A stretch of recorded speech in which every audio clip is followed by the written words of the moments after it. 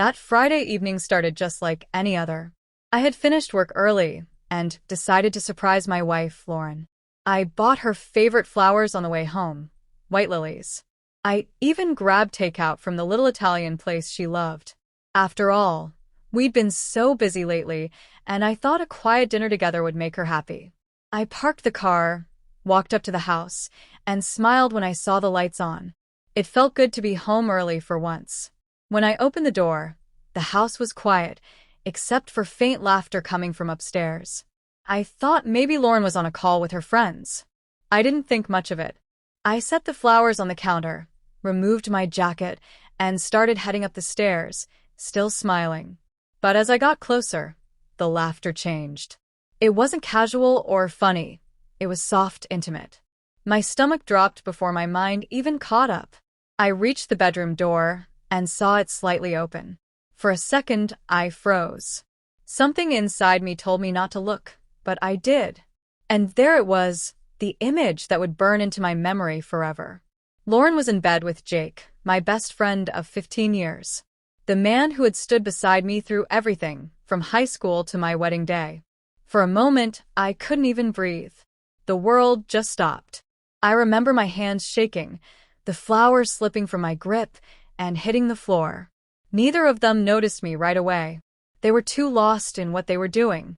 When they finally did, Lauren's face went pale, and Jake jumped up, stammering something I didn't even hear.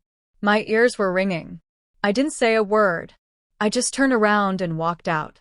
I remember the cold night air hitting my face as I stepped outside. I got into my car and just sat there, staring at nothing. My chest felt heavy, like someone had ripped it open. I had trusted them both more than anyone in the world. And in one moment, they destroyed everything. I didn't cry right away. I couldn't. I was numb, empty. I drove around for hours, not even knowing where I was going.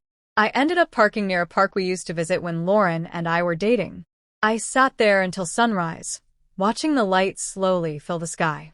It was quiet, too quiet. That's when the reality began to sink in.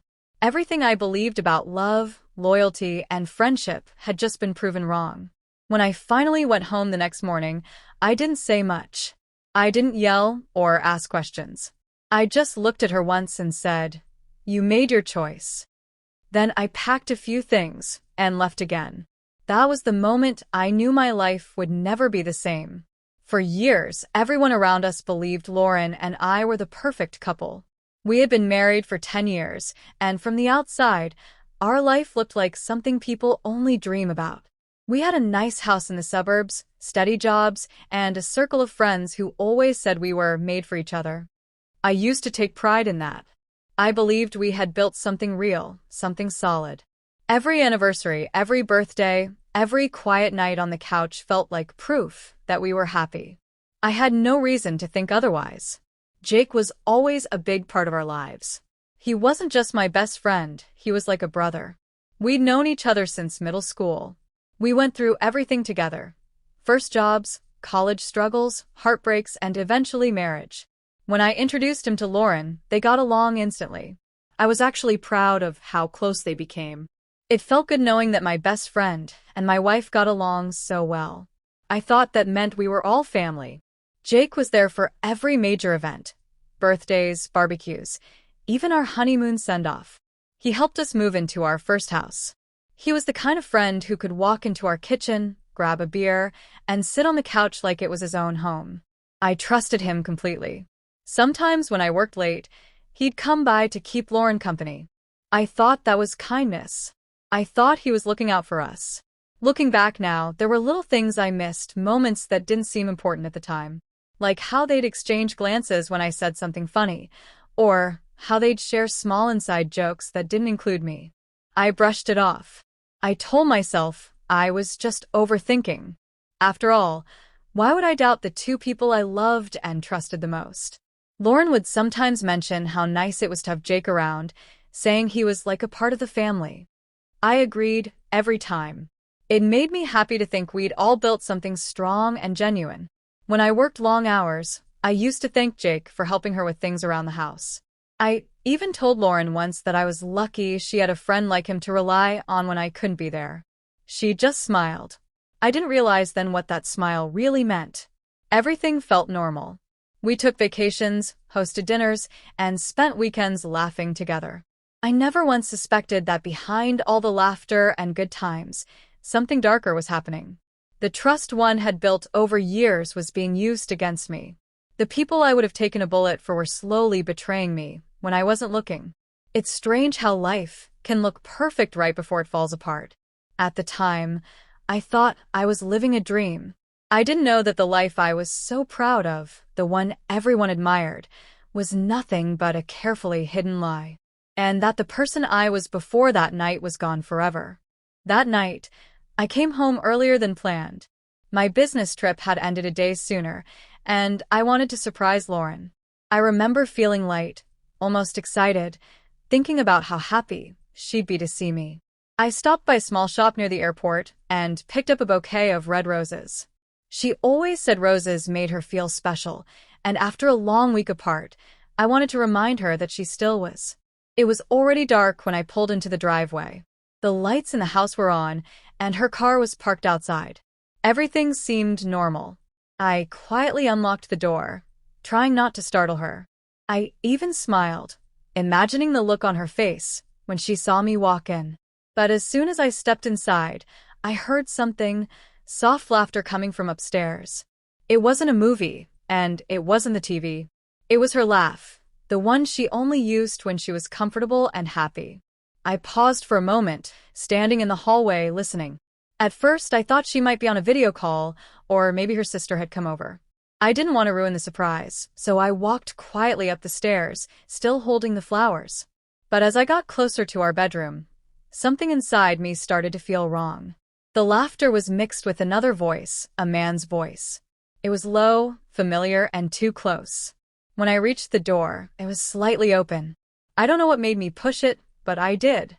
And in that single moment, everything inside me broke.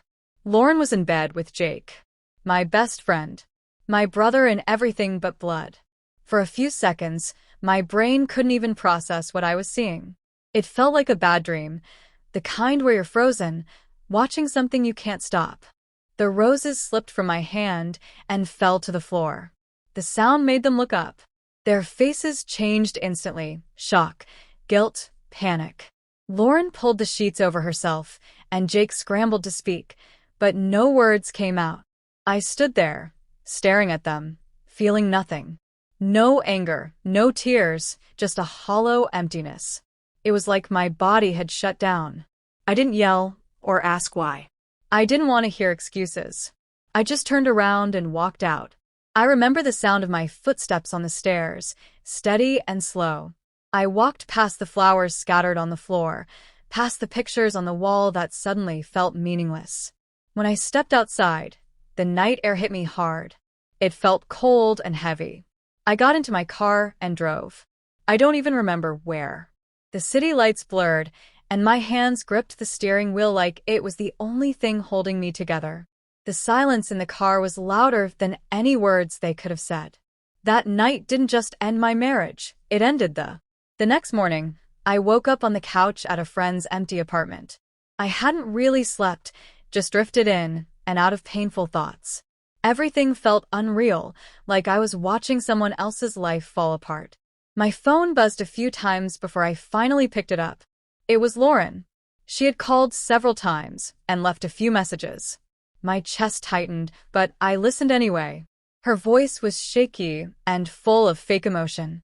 She said, "Ethan, please, it was a mistake. I don't know what happened. Can we talk?" A mistake. That word hit me harder than anything. A mistake is burning dinner or forgetting an anniversary, not sleeping with your husband's best friend. Hearing her say it that way made it clear she wasn't sorry for what she did. She was sorry she got caught. I didn't respond. I just stared at the screen until another notification appeared, a text from Jake. It started with, "Bro, I'm so sorry, man. I didn't mean for this to happen." I read that line over and over, feeling disgusted. Bro? That's what he still called me after betraying me like that? His message went on with excuses, how he was drunk, how he didn't want to hurt me, how he still valued our friendship. I didn't even finish reading it. I deleted the message and blocked his number. For the rest of the morning, I sat there in silence. The pain was still heavy, but something inside me had changed. I wasn't just heartbroken anymore. The shock was gone, replaced by something cold and steady. I realized both of them weren't feeling guilt, just fear of losing what they had. They wanted me to forgive them, so they could move on like nothing happened. That wasn't going to happen. When I finally went home to grab a few of my things, Lauren was waiting at the door. Her eyes were red, and she rushed toward me, saying we could work through it. She tried to reach for my hand, but I stepped back. Her words sounded rehearsed, like she had practiced what to say. She kept saying, "It didn't mean anything, Ethan. It was just one night." I looked at her and said quietly, "It meant everything." Then I walked past her and went upstairs. I could feel her watching me, but I didn't turn around. I packed a small bag, some clothes, my laptop, and a few photos that didn't include her. When I came back down, she was crying, saying she loved me. But love doesn't destroy trust. Love doesn't lie for months and share a bed with someone else. As I closed the door behind me, I felt strangely calm. The ache was still there, but it wasn't controlling me anymore. I wasn't going to yell or break things. I wasn't going to waste another word trying to make her understand what she'd done. From that moment on, my silence was my power. I didn't want revenge that came from rage. I wanted something quieter, something that would make them feel what I felt. That day, the pain began to turn into purpose. Life I thought I had. Nothing would ever be the same again. For the next week, I played a role I never thought I could. I acted calm, polite, and even understanding. I told Lauren I wanted to talk and work things out. I told Jake that I didn't want to lose a 15-year friendship over one mistake. They both seemed surprised, maybe even relieved. That was exactly what I wanted. They thought I was moving on, but I was only getting started. Inside, I was still broken, but I kept my emotions buried deep. Every word I said was carefully measured. I smiled when I needed to, nodded when they spoke, and pretended to forgive. Lauren bought it easily. She wanted to believe everything would go back to normal. She started cooking my favorite meals again, asking how work was, trying to act like the past week hadn't happened. Jake tried harder. He called me almost every day, checking in, acting friendly, cracking jokes like nothing had changed. It made my stomach turn, but I kept my cool. Behind that calm face, I was collecting everything I could. I went through old emails, shared messages, and even bank statements. Something in my gut told me their betrayal wasn't just emotional, it was deeper. I spent hours in my home office late at night, combing through files. That's when I started noticing small things that didn't add up, payments from our joint account I didn't recognize, missing money, and a few business transactions Jake had been involved in that seemed off. I started digging deeper. Jake had always asked me for introductions to people in my company, clients, partners, and investors. I thought I was helping a friend succeed. But when I went through my old messages and meeting records, I realized he'd been using my contacts to benefit himself, sometimes even undercutting deals I was working on. It wasn't just betrayal in friendship, it was betrayal in business. Then I found something that made my blood run cold. Hidden among Lauren's financial documents was a shared bank account, under both her and Jake's names. It wasn't large, but the dates told the story. Small deposits, regular transfers, and notes that matched the times I was out of town. She had been quietly moving money for months, maybe longer. All those times she said she needed a little extra for bills or home repairs. It was all part of their secret. I didn't confront her. Not yet. Instead, I took screenshots, saved copies, and documented everything. Every transfer, every message, every photo. I wanted proof, not for revenge right away, but for protection. I knew both of them too well. If things got ugly, they'd twist the story to make me look like the problem. I wasn't going to give them that chance. Every night, I'd sit alone in silence, going over my plan.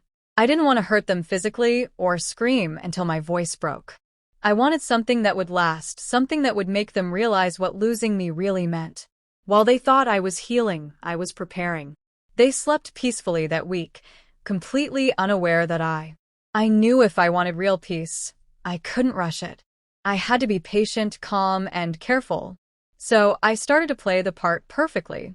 I made both of them believe I had forgiven them, that I wanted to rebuild what we had lost. It wasn't easy, but I stayed focused.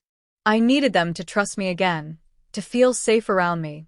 The more comfortable they got, the easier it was to set everything in motion.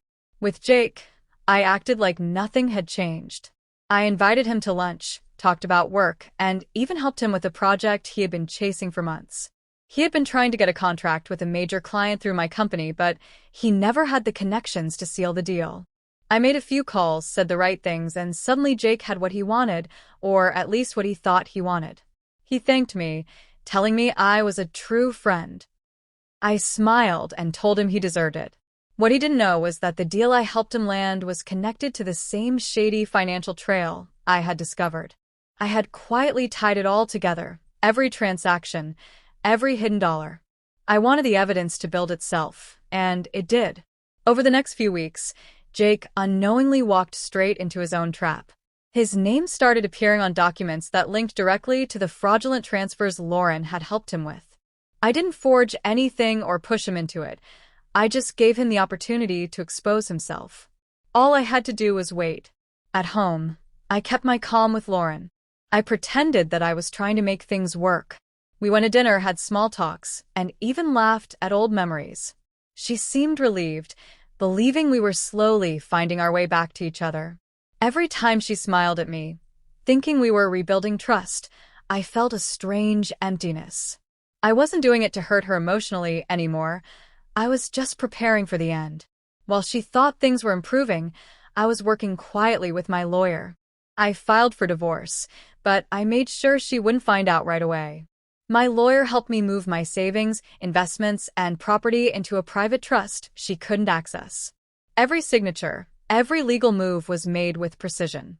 I wanted everything protected before the truth came out. The strangest part was how easy it was to fool them. They both wanted to believe that I had let it go. They saw my calmness as weakness, when in reality it was control. I had stopped reacting with emotion. I was thinking strategically. They were living comfortably, unaware that every step they took was leading them closer to the fall. By the time I was done setting everything up, I wasn't angry anymore. I felt detached, cold but clear. I didn't need to shout or seek dramatic revenge. I just needed to let the truth surface on its own, and I had already made sure it would. Was slowly building the storm that was going to change everything. About a month later, everything started to fall into place. I had stayed quiet, calm, and focused. I didn't need to do anything more. The setup was already done, and now it was time to let the consequences unfold. It began with a call from a mutual friend who worked in the same company as Jake. His voice was full of surprise when he said, "Man, something big is going on. Jake's in trouble." Later that week, Jake's company was audited. At first, it sounded routine, just another check of company finances. But within days, things escalated. The fraudulent transactions I had quietly linked to his name started showing up in the audit reports. Everything he and Lauren had hidden, the secret transfers, the shared account, the misused business connections, came to light. And because the account was under both their names, there was no way to explain it away. The evidence was too strong. Jake tried to talk his way out of it, but the numbers didn't lie. His bosses confronted him, and soon after, he was fired. The company launched a formal investigation, and within days, his reputation was gone. People he used to impress started avoiding him. The calls stopped. The invites disappeared. He went from being confident and respected to completely alone. I heard through a friend that he sold his car and moved out of his condo because he couldn't afford the payments anymore. Everything he had built using my connections had collapsed around him. I didn't feel joy or pity, just a quiet sense of finality. He had chosen this path the moment he betrayed me. Around the same time, Lauren's world began to crumble too. My lawyer called to tell me her attorney had reached out about the divorce settlement. She had assumed she'd be getting half of everything, the house, the savings, the business shares. But then she found out about the post-nuptial agreement. It was a document I had slipped into the forgiveness papers weeks earlier, the one she signed when she thought we were fixing things. Her lawyer sounded shocked when he realized what it meant. Lauren would get nothing. No house, no assets, no share in my business. Everything was legally protected and tied up in the trust. I had made sure of that. When she found out, she called me in tears, saying she never thought I'd go this far. But I didn't go far at all. I simply protected what was mine. I didn't answer her calls or texts. I didn't need to explain myself. For the first time in weeks, I felt calm, not the fake calm I had forced before, but a real one. Justice didn't always come with noise or drama. Sometimes it came quietly, like the sound of everything falling apart for those who once thought they had control. In the end, both of them lost the things they valued most: money, status, comfort. And the best part was, I didn't have to lift a finger when it happened. A few weeks after everything had fallen apart, there was a knock on my apartment door. I had just moved into a smaller place, far from the old neighborhood, hoping for some peace. When I opened the door, Lauren was standing there. Her eyes were red and swollen, her hair messy, and her voice shaky when she said my name. For a moment, I just stared at her. She looked like a stranger. She stepped forward, clutching her hands together. "Ethan, please, I just need to talk," she said softly. I didn't want to see her, but something in me wanted to end it properly, to look her in the eye one last time. I let her in. She stood in the living room, glancing around, probably noticing how simple the place was compared to our old home. She started talking fast, trying to explain, her voice breaking every few seconds. "I made a mistake. I lost everything. I miss you. Please, Ethan, can't we just start over?" Her words poured out like a flood, but they didn't move me.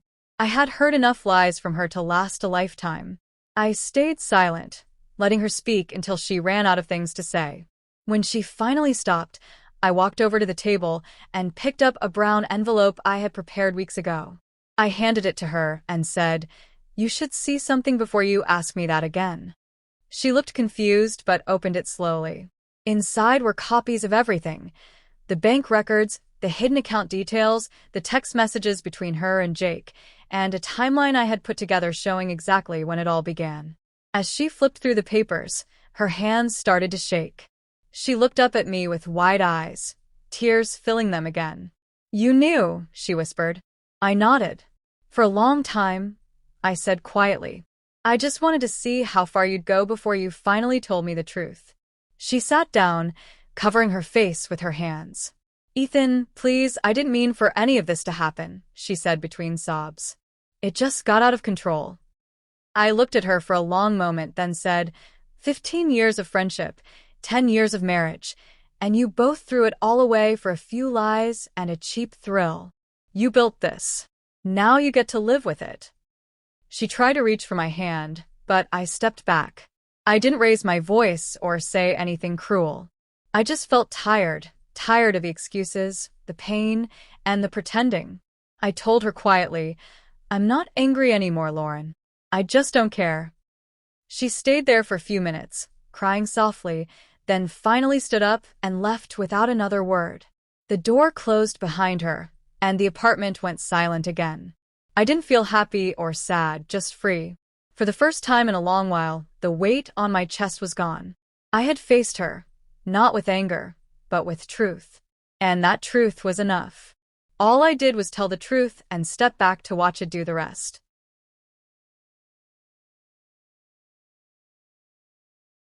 Months passed and life started to feel quiet again, the kind of quiet that doesn't hurt anymore. I had sold the old house, packed what is left of my life, and moved to a new city. It wasn't far, but it was far enough that no one knew me or my story. The first few weeks were strange. I had spent so many years building a life with Lauren and surrounding myself with people who were tied to her and Jake. Now it was just me. But slowly, that silence started to feel like peace. I got a small apartment downtown, close to work. It wasn't fancy, but it was mine.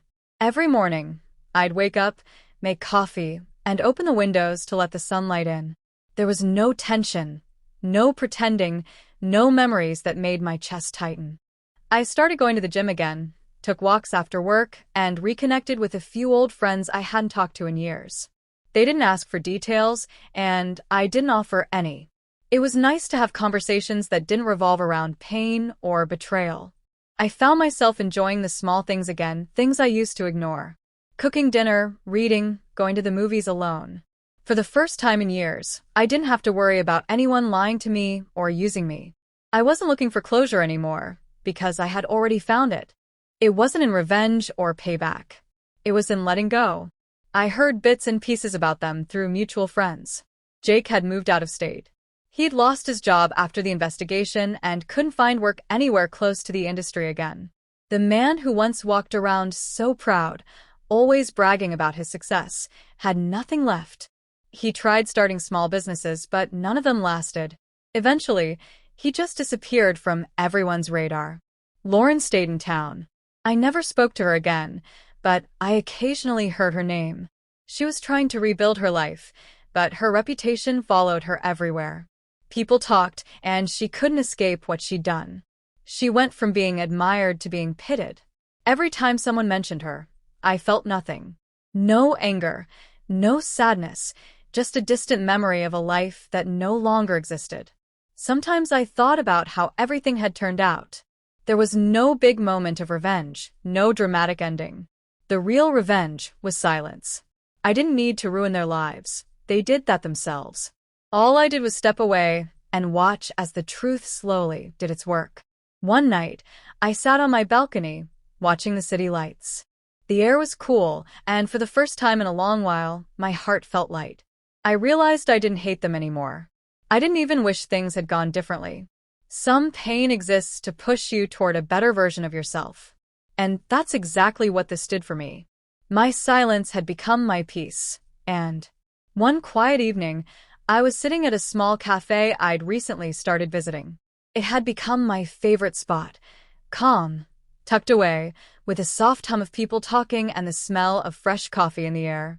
I liked sitting by the window, watching people pass by, lost in their own worlds. That night, as I stirred my coffee, an old mutual friend from the past walked in. I hadn't seen him in years. He looked surprised but happy to see me. We talked for a while, mostly about work and how life had been treating us.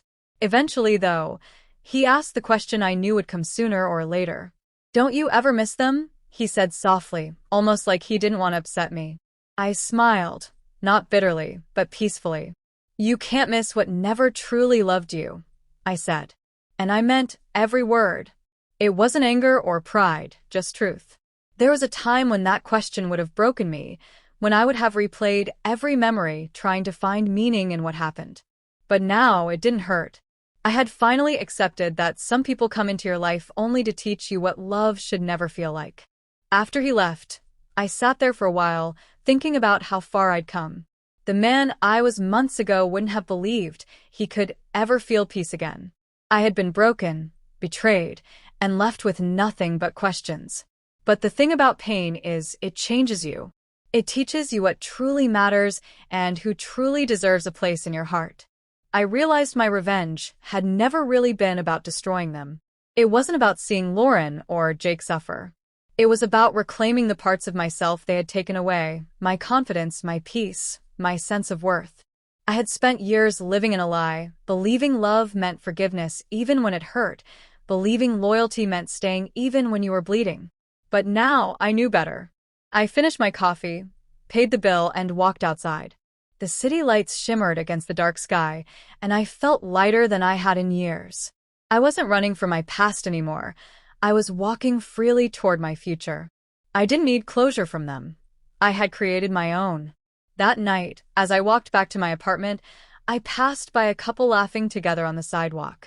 For a second, I thought about how I used to be that person, trusting, open, hopeful. And then I smiled again, because even after everything, I hadn't lost my ability to care. I had just learned who truly deserved it. Life had come full circle. The pain had turned into strength, the betrayal into wisdom. I no longer needed revenge to feel powerful.